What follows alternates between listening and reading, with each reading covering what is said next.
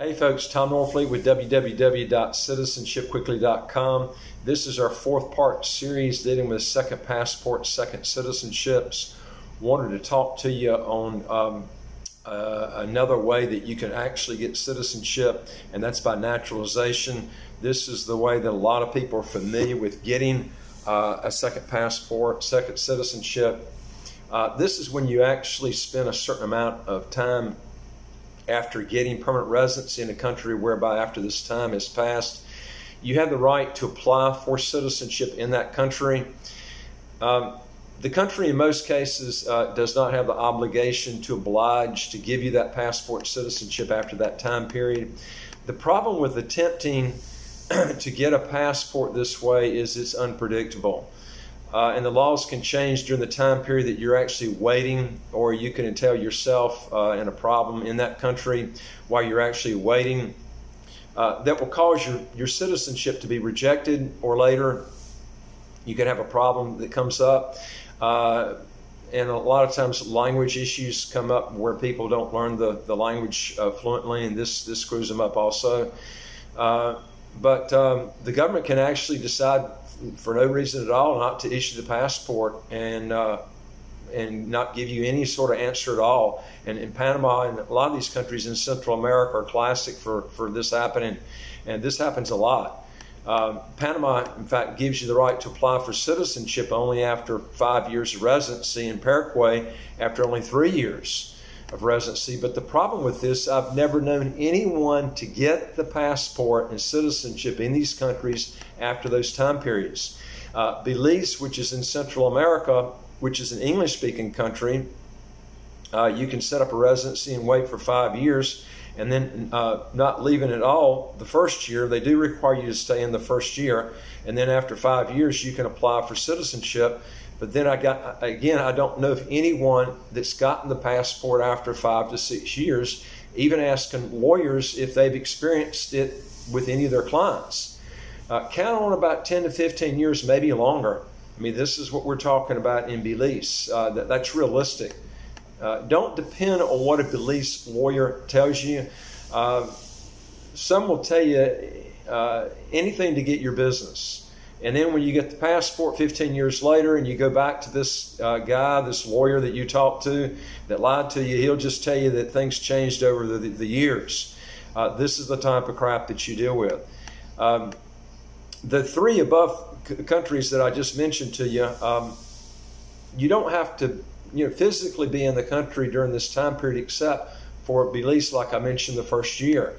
I have a friend that has resided in Panama, for instance, for 17 years, and he's never been able to get a passport there. I mean, this is the experience that I see there.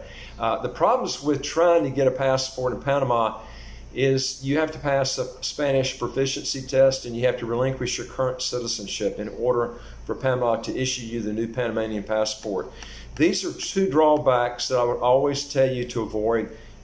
All it's going to do is it will either delay or keep you from ever getting the passport.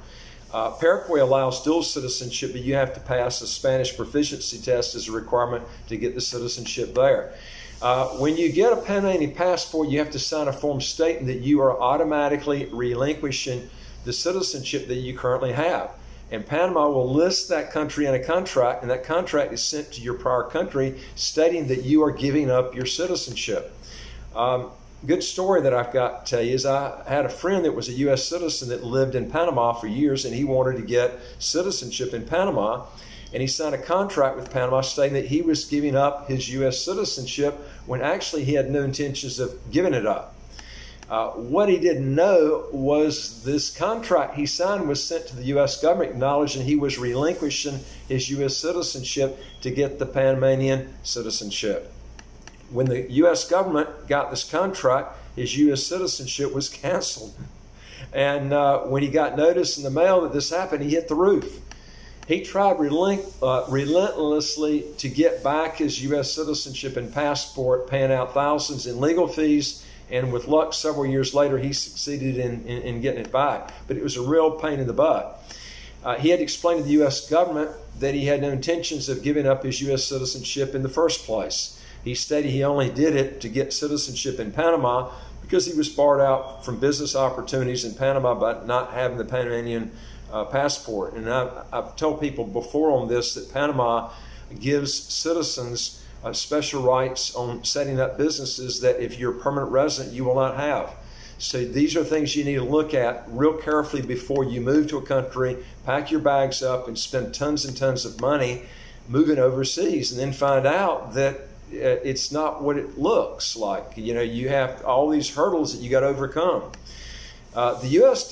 does allow dual citizenship, so he was lucky to reverse that, that situation, but the aggravation and getting it back and the cost was just incredible. The lesson from this is don't ever sign an intention to do something like this if you have no intentions of carrying it out. Some countries are pretty accurate in their time predictions on as far as time periods that you have to reside in that country before you apply for citizenship, such as the United Kingdom and Canada. But the time periods of residing in those countries, you truly have to reside there, or you have to start over again, or make up the physical residency you missed. In these two countries, like the UK and Canada, will also tax the hell out of you while you're waiting there on your worldwide income, while you're waiting to get the passport. Both the UK and Canada, you can get citizenship in about 5 to 6 years. That's pretty predictable, but like I said, you're going to be taxed heavily. The UK does have a special non-dom status that can shelter your income outside the UK if not remitted, but you have to plan ahead of time to take care of this situation. And that non-dom status has changed quite a bit, and a lot of the liberals in the UK want to yank it out. So if you're going to do it, you better do it pretty quick, because and you're going to have to hire a tax lawyer because it's a special setup situation that you have to do for that. If you don't mind cold weather most of the year, Switzerland allows you to determine your taxes depending on the canton, which is the state you wish to live in Switzerland. Lucerne, L-U-C-E-R-N-E, is the canton in Switzerland with the lowest corporate tax rate at 12.32%. Regular naturalization for foreigners with no direct blood ties to Switzerland through either birth or marriage must live in the country for at least 10 years before they can apply for citizenship. Years spent in the country between the ages of 10 and 20 years old count double for that credit. Let's talk about Portugal. Portugal, at the time that I actually wrote this up, they actually tied with the UK as far as visa-free countries to travel to, beating out both the USA and Canada. They've got a really good passport as far as visa-free travel. Portugal has a real attractive residency program that leads up to citizenship. You have to invest in a property as low as 280,000 euros and pay certain legal and government fees. You have to visit Portugal at least 7 days each year for 5 years to satisfy the minimum temporary residency requirement. And then after the 5th year of this residency, you can apply for permanent residency and then have that for a year. And then after 6 years, you can apply for the passport, and the passport will take you about a year to get. So the whole program there takes about 7 years to complete if everything runs perfect. Most countries in Europe, Canada, and the USA require residency to get the citizenship, where you cannot escape the worldwide taxes that country squeezes out of you while you reside there, because the residency period of usually 100 to 183 days a year required to fulfill the residency requirements throws you into a tax trap that you can't escape. This is the problem with those countries, is the tax trap you're going to run into. Portugal's program allows you to escape their high taxes because of the minimum days a year required, to be in that country and still qualify for citizenship. One note of caution that needs to be understood: the minimum residency period of 7 days each year to get citizenship in Portugal has not been tested to get the citizenship there. The reason for this is this program started in 2012, and 7 years later would be 2019. So we're, this year is 2019. So we're still waiting to see if the government gives citizenship based on a person only spending time in Portugal using these minimum residency requirements of only 7 days a year. My opinion, I think there's going to be problems with it. That's just my opinion with that. And it's going to be a while before we really find out the full ramifications of this. Time will tell if the Portuguese government will give out the passport based on these minimum standards. Other countries where you can get citizenship with pretty short residency periods, Uruguay, let's talk about this country. You only have to reside in this country for 3 years if you're married and 5 years if you're single to apply for the citizenship.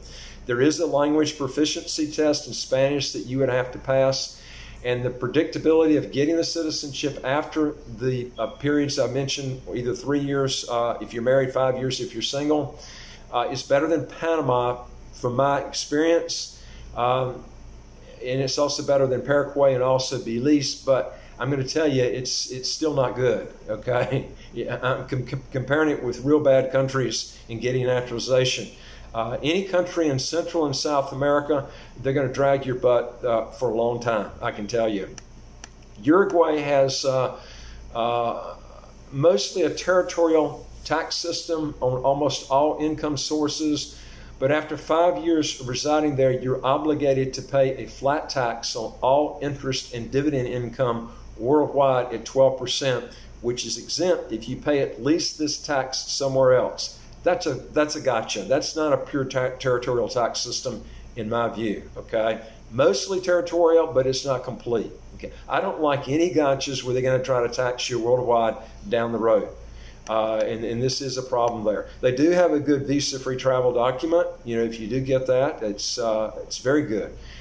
Brazil, let's talk about Brazil. You can get Brazilian citizenship in as quick as 4 years by investing at least $75,000 US, and even quicker if you're marrying a Brazilian national with no investment. If you're in trouble with the law, this is a great place to go because they do not extradite their citizens. You will be heavily taxed on your worldwide income while waiting to get your passport because you're going to have to be physically resident in Brazil and learn Portuguese to get the citizenship. That's another gotcha, is having to learn that language. And then being heavily taxed while you're waiting to get the passport. And Brazil, you know, they give these figures on the time period again. Brazil is very problematic as far as getting things done on time. So you're probably looking, I would count on double that period to play it safe. Let's talk about Panama. Panama, you can get residency by investing $300,000 US in a bank CD, or investing $300,000 in real estate, or proof that you're getting $1,000 US a month in a pension. After 5 years, you can apply for citizenship.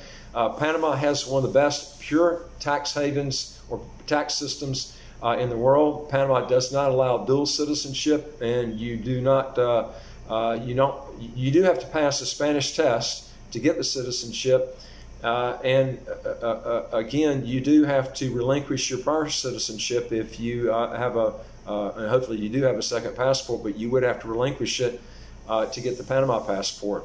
Realistically, Panama will take you 10 to 15 years minimum to get the passport. Don't look at the statutory 5-year minimum. You won't get it after 5 years. It's going to be 10 to 15 years. Let's talk about Paraguay. Paraguay is a country you only have to reside for 3 years, and then you can apply, not get the citizenship. You can apply.